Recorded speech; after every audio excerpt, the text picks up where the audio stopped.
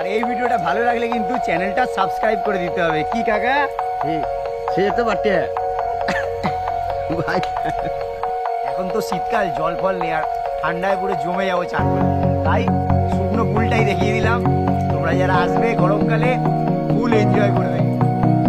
বীরভূম শুধু কিন্তু নাম নয়, এটা কিন্তু বাঙালির ইমোশন।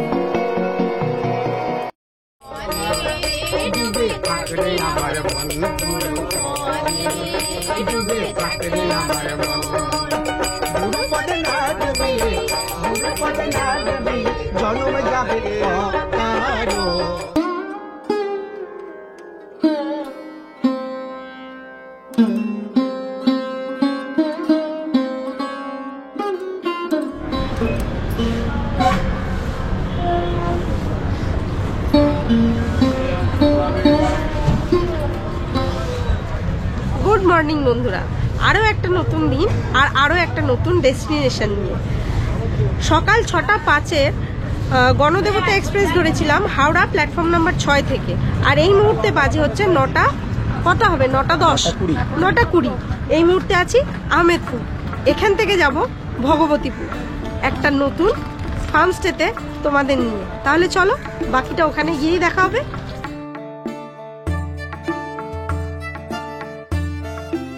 এখন এসে পৌঁছালাম ভগবতীপুর কন্টেনার ফার্মস্টেতে। আমাদের আজকের ঠিকানা এটাই। তবে নিশ্চয়ই ভাবছো কন্টেনার ফার্মস্টে কেন বলছি, বলবো, সবটাই তোমাদের সঙ্গে আলোচনা করব।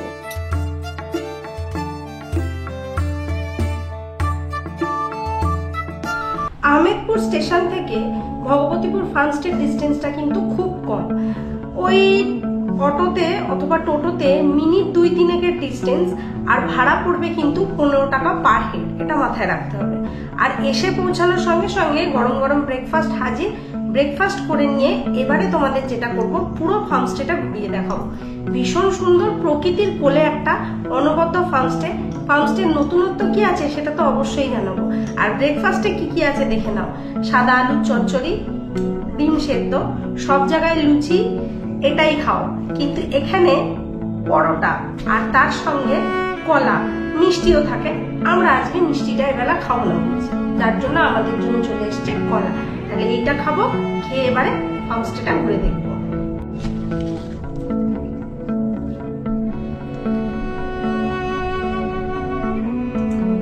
এখানে পরোটাটাও কিন্তু অন্যরকম বলছি তার কারণ পরোটার মধ্যে কালো জিরে আর জোয়ান দেওয়া রয়েছে, যার জন্য খেতে খুব ভালো লাগছে। আর আলু চচ্চড়িটা আমার সামনে থেকে ধনেপাতা জমি থেকে তুলে এনে দেওয়া। তাহলে চলো এবার মেন বিষয়ে আসি, কেন এই ফার্মস্টেকে কন্টেনার ফার্মস্টে বলা হচ্ছে। জাহাজের কিছু ইউজলেস কন্টেনারকে রিসাইকেল করে এইরকম ভাবে সুন্দর বসবাসযোগ্য ফার্মস্টে কিন্তু তৈরি করা হয়েছে। অভিনব পদ্ধতিতে তৈরি করা এই ফার্মস্টে নজর কাড়বে সকলের। আরো একটা বিষয় হচ্ছে, রুমগুলো কিন্তু সম্পূর্ণ ইনসুলেটেড, মানে বাইরের ওয়েদারের সঙ্গে ভেতরের রুমের ওয়েদারের পার্থক্য কিন্তু বেশ অনেকটাই। বাইরে ভালোই শীত ছিল, তবে ভেতরে কিন্তু ঠান্ডার পরিমাণটা অনেকটাই কম ছিল।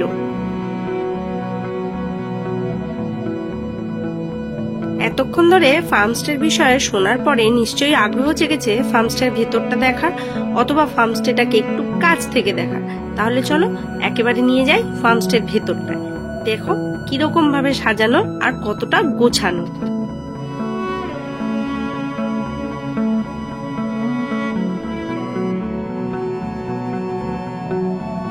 বাইরে থেকে যাকে দেখতে কন্টেনারের মতন লাগছে, ভেতর থেকে সে কিন্তু একেবারে রুমে সেজে উঠেছে। সোফা, ওয়ার্ড্রপ, একটা বড় বিছানা, এসি, টিভি, তার সঙ্গে কিন্তু রুম হিটারেরও ব্যবস্থা রয়েছে। রুমের সঙ্গে রয়েছে একটা সম্পূর্ণ সুবিধাযুক্ত সুন্দর বাথরুম। তাহলে বুঝতেই পারলে কেন এই ফার্মস্টের নাম কন্টেনার ফার্মস্টে হয়েছে। যাই হোক, এবার চলো ফার্মস্টের চারপাশটা একটু ঘুরে দেখি।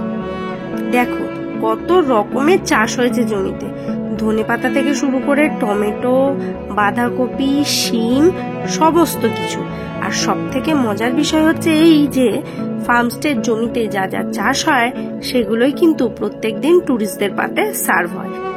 কামরাঙার ভারে গাছটা রীতিমতো নুয়ে পড়েছে, আর এখন আমি এখান থেকে একটা পাকা দেখে, এই দেখো এগুলো সামনের গুলো একটু কাঁচা, ভেতরেরটা পাকা।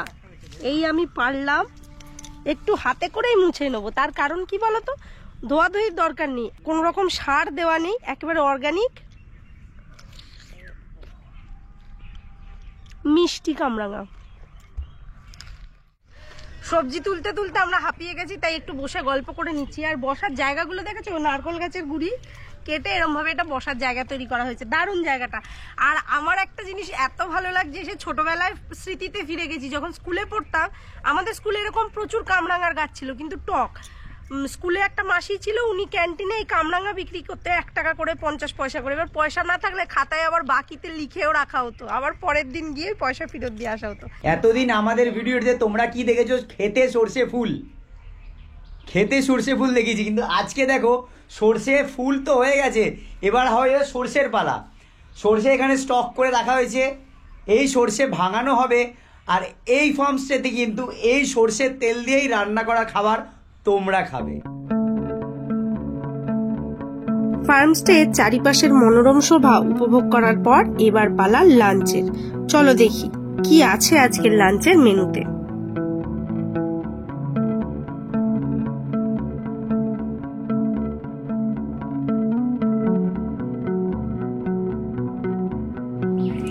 ফার্মস্টের ভেতরটা ঘোরাঘুরি করার পর এবার পালা কিন্তু একেবারে দুপুরের খাবারে।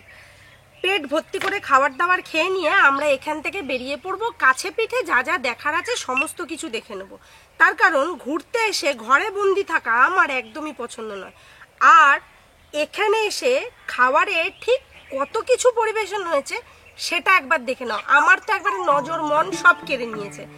প্রথমত খুব সুন্দর একটা সরু চালের ভাত, বড়ি ভাঙা দিয়ে শাক ভাজা, ওখানে যে গাছ থেকে শিম পাড়া হয়েছিল সেই শিমি বাটা, বড়ি ভাঙা দিয়ে আলু সেদ্ধ মাখা, বেগুন ভাজা, আর এখানে পেঁয়াজ পোস্ত। এটা শুধু ভাতের প্লেটে সার্ভ হয়েছে।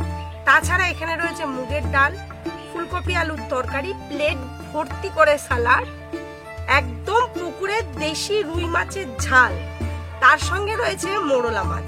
মোরলা মাছটা কিন্তু অপশনাল। সিজনে যেরকম ছোট মাছ পাওয়া যাবে ওনারা চেষ্টা করবে সেটাই প্রোভাইড করা। সবসময় যে মোরলাই পাবে এরকম কিন্তু কোনো কথা নেই। তার সঙ্গে রয়েছে চাটনি, ওই যে বাগানের টমেটো দিয়ে চাটনি, আর এখানে আলুর চিপস। এত রকম খাবার কেমন হয়েছে। ও হ্যাঁ, ভুলে গেলে হবে না, বেগুন ভাজার সঙ্গে কিন্তু বাঙালির প্রধান খাবার ঘি দিয়ে বেগুন ভাজা দিয়ে ভাত। আরো একটা সারপ্রাইজ রয়েছে, আজকে কিন্তু আমরা ডাইনিং এরিয়ার ভেতরে খাচ্ছি না, একদম খোলা আকাশের তলে একটা ছাতাটা নিয়ে নিয়েছি, এখানেই হবে আজকে খাওয়া দাওয়া। আর কন্ট্রোল করতে পারছি না, মোরলা মাছটা আমার দৃষ্টি আকর্ষণ করছে, তাই আগে একেবারে মোরলা মাছটা দিয়ে খাই, তারপর আবার বাটা দিয়ে স্টার্ট করব।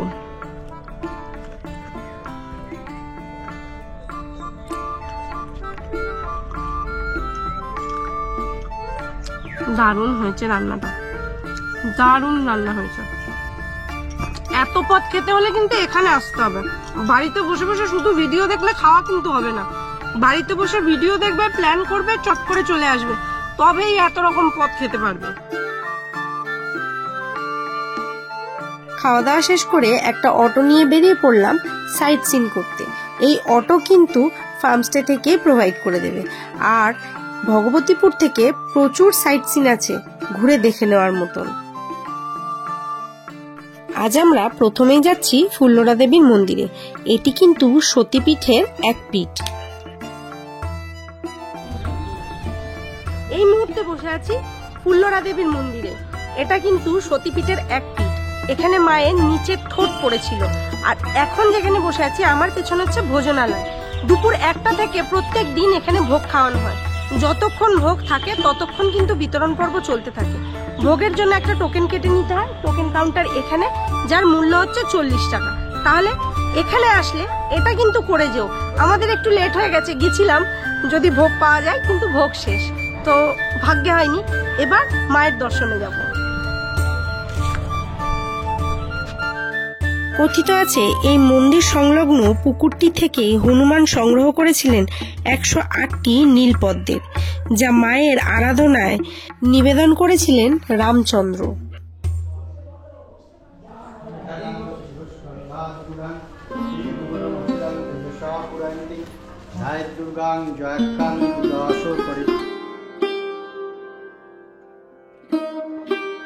এবার আমরা এসে উপস্থিত হয়েছি তারাশঙ্কর বন্দ্যোপাধ্যায়ের বাড়ি দেখতে। প্রায় 300 বছরের পুরনো এই বাড়ি আজও গুরুত্বপূর্ণ ইতিহাসের সাক্ষী হয়ে দাঁড়িয়ে আছে।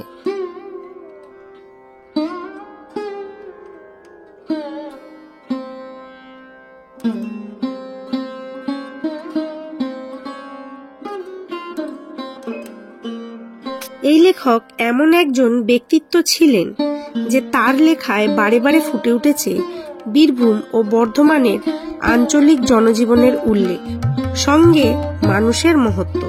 এবারে তিনি ছিলেন প্রখ্যাত লেখক, সঙ্গে দেশমাতার জন্য সঁপে দেওয়া সংগ্রামী হৃদয়ের মালিক। আর আজও তার এই বাড়ি চিহ্নিত হয়ে আছে স্বাধীনতা সংগ্রামের আতুরঘর হিসেবে। এরকম বহুমুখী প্রতিভাসম্পন্ন শ্রদ্ধেয় ব্যক্তিত্বই ছিলেন স্যার তারাশঙ্কর বন্দ্যোপাধ্যায়।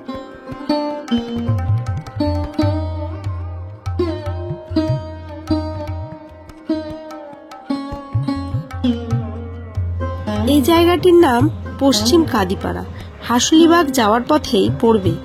এই মন্দিরটি এতটাই প্রাচীন যে কবে স্থাপিত এই মন্দির এখানকার লোকেরা সেটা বলতেই পারে না। রাস্তায় যেতে যেতে চোখে পড়ল এই ছোট নদীটা।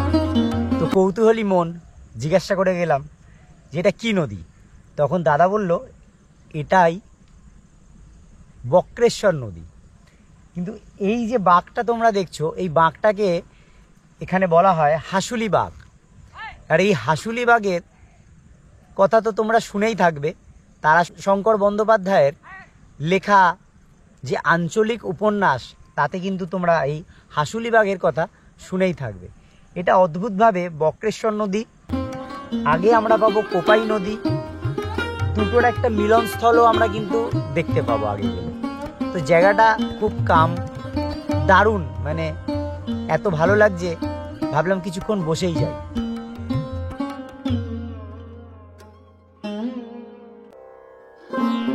কটেজে ফেরার পথে ঘুরে নিতে পারো এই মৌলিপাড়া।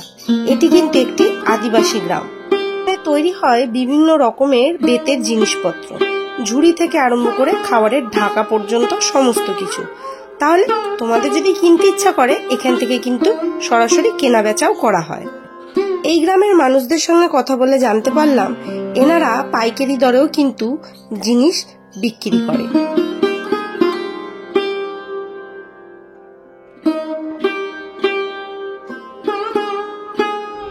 মুড়ি মাখা আর গরম গরম পেঁয়াজি।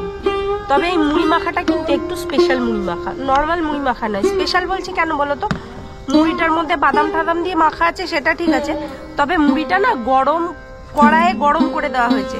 এবারে এটা শব্দটা একটু শুনে নাও, পাচ্ছ? মচমচ। এখানে এখন বারবিকিউ এর প্রিপারেশন রেডি হচ্ছে। মাটির উনুনে আঁচ দিয়ে হবে আজকের বারবিকিউ। আর তার সঙ্গে থাকছে একটি বাচ্চা মেয়ের গলায় বাউল গান। তোমরা যদি বাউল গান শুনতে পছন্দ করো তাহলে কিন্তু অনায়াসেই এখানে বাউল গানের আসর বসিয়ে দেওয়া যায়। একটু চন্দনদার সঙ্গে কথা বলে নিতে হবে, চন্দনদাই কিন্তু সমস্ত কিছু অ্যারেঞ্জ করে দেবে।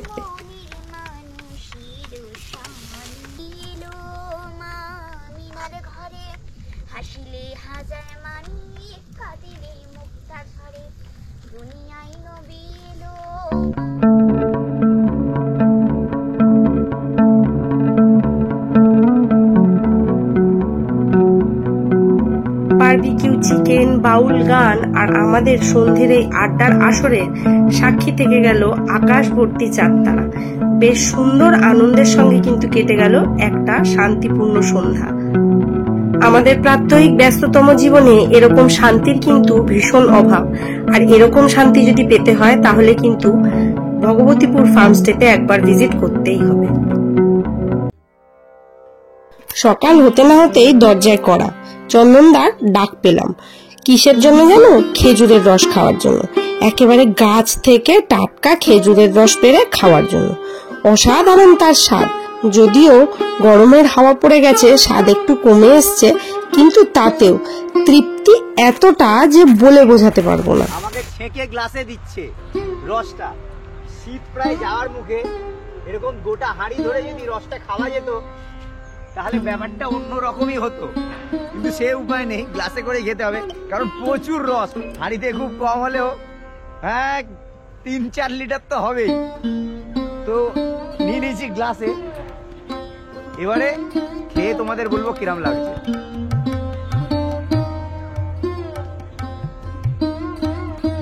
ভালো খেতে, টেস্ট অনেকটা কমে এসছে, শীত চলে যাচ্ছে তো ভালো খেতে।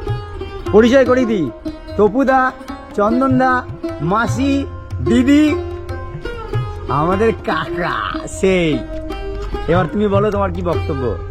ব্রেকফাস্ট করতে করতে আজকে ভগবতীপুর ফার্মস্টের ভিডিওটা কিন্তু এখানেই শেষ করছি। তবে আরো একটা আকর্ষণ যেটা রইলো সেটা আজকের ভিডিওতে আমরা দিতে পারবো না, ভিডিওটা অনেকটা লেন্দি হয়ে যাচ্ছে।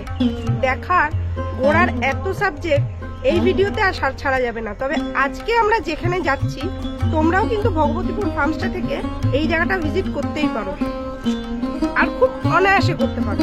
তাহলে এটা দেখার জন্য কিন্তু পরবর্তী পার্টের ভিডিওটা দেখতে হবে। আর এই ভিডিওটা ভালো লাগলে কিন্তু চ্যানেলটা সাবস্ক্রাইব করে দিতে হবে, কি কাকা? সে তো বাটিয়া